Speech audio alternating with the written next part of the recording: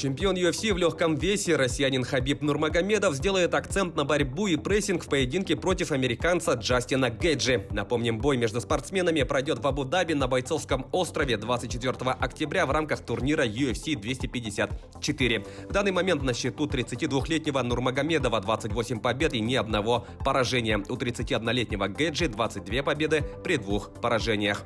Джастин очень хорошо бьет лоу-кики и левый хук. Мы работали над защитой, но сделали акцент на то, чтобы я мог его перебороть, передышать. Акцент сделали на это. Это мы и будем делать в бою, сказал Нурмагомедов.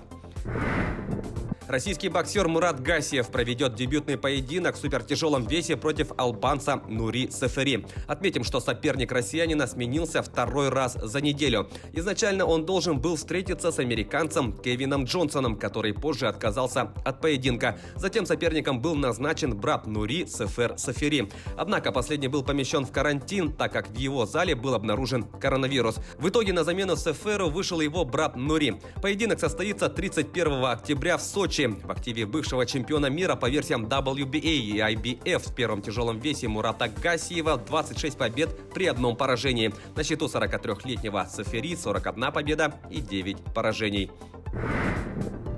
Этой ночью российские футбольные клубы «Зенит» и «Краснодар» проведут матчи первого тура группового этапа Лиги чемпионов. Команда из Санкт-Петербурга, выступающая в квартете F, на своем поле примет бельгийский Брюгге. Также в группе ей будут противостоять немецкая Боруссия Дортмунд и итальянский Лацио. Краснодар, попавший в квартет И, в гостях сыграет с французским Ренном. Позже команда продолжит оспаривать путевки в следующий раунд с испанской Севильей и английским Челси. Локомотив попал в группу А вместе с австрийским Зальцбургом, испанским Атлетико и немецкой Баварией. В первом туре железнодорожники встретятся с австрийскими футболистами. Матч состоится в ночь со среды на четверг.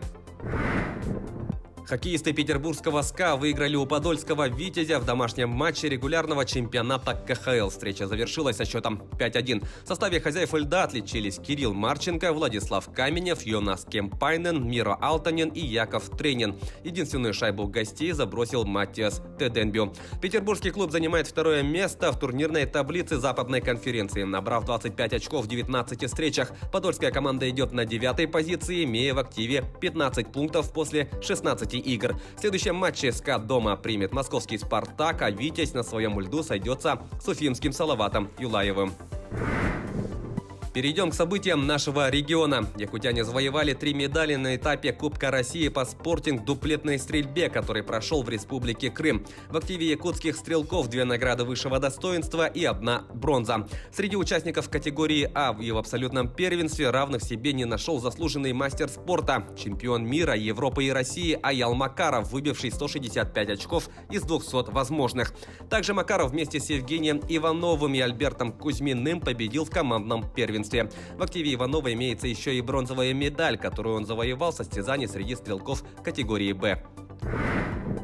Якутский боксер Талбан Егоров стал победителем турнира общества «Спартак». Соревнования прошли в Московской области. Как сообщает «Спорт Якутии», Егоров, выступавший в весовой категории до 52 килограммов, провел 2 поединка. В полуфинале он выиграл у представителя Рязанской области Сергея Шитова, а в финале оказался сильнее Сергея Белика из Нижнего Новгорода. Отметим, что помимо золотой медали турнира якутянин получил путевку на чемпионат России, который состоится в ноябре текущего года в Оренбурге. Таковы главные спортивные новости к этому часу. Занимайтесь спортом и будьте здоровы!